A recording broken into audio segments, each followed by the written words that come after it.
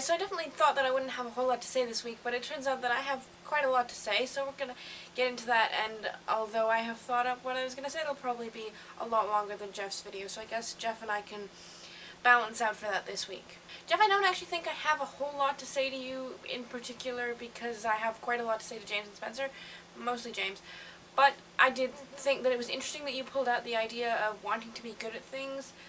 I know that there are a number of things that I want to be good at, but the fact is we're often lazy, and I'm often lazy, and I am not a particularly driven person. Perhaps that's to do with a history of, like, in my childhood I was good at stuff, so I'm not used to putting in effort to be good at things. I'm getting used to it now. I guess it's partly in response to a comment that we had about the feeling of not being good at something making you want to be better at it.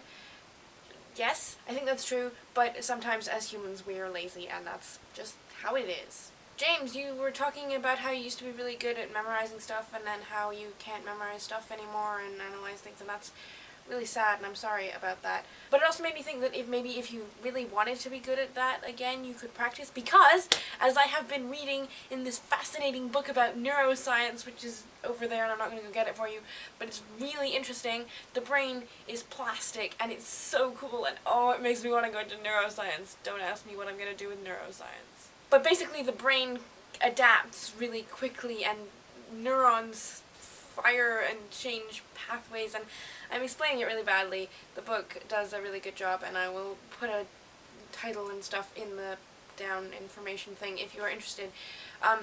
But one of the things that I thought about was that you were talking about learning by doing and how you learn better when you're actually doing the thing, which I think is true for everyone. I don't really think it's fair to just say that you're like that. I'm sure that a few people can learn just by hearing something, but I know that I have to write things out a billion times before I learn them, and I have to talk them out, and I think that most people have to do this.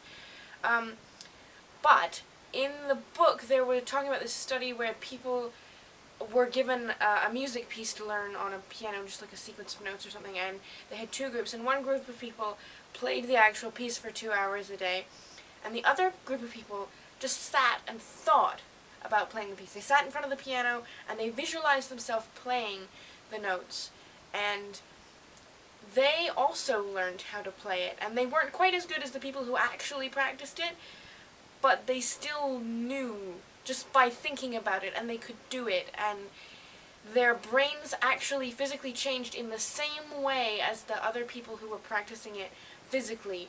Not quite as much, because they weren't doing it physically, but after the week of 2 hour a day practice, when they sat down and played it for 2 hours, then after that their brains were almost exactly the same, I think, as the people who had practiced it physically.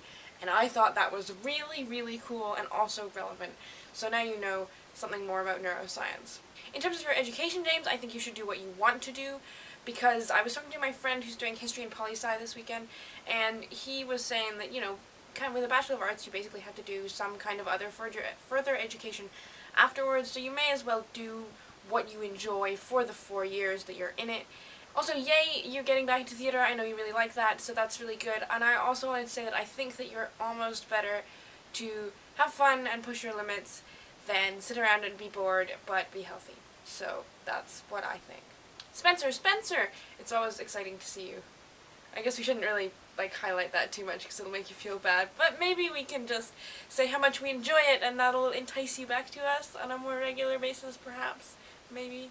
One thing I wondered about was why you had a ping pong bat on your desk, but apart from that, in terms of declaring a major, I have a whole bunch of stuff to say about that because I haven't done that yet, and the various majors that I'm thinking about, like pharmacology and neuroscience, lead me in completely different directions, and also to research, which I'm not sure I want to do, but that's not really relevant.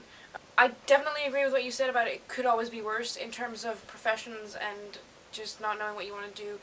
And most adults that I've spoken to have said that a lot of their life has been determined by chance and fluke and people that you meet and things that you don't expect to happen. And so I wouldn't really worry about it. I think most things get sorted out in the end.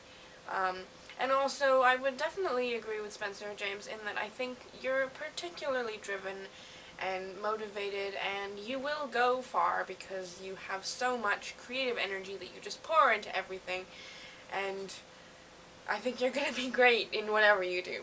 So, there's your feel-good message for the day, and I am also on my reading week this week, like Jeff. I have been away. I went back home and stayed with some friends, which was fun, and now I am back home here, and it's good, except that I have a lot of stuff to do because I have a midterm and a lab and a quiz next week. So, I will see you all later, and I hope that wasn't too long. I'll see Jeff tomorrow.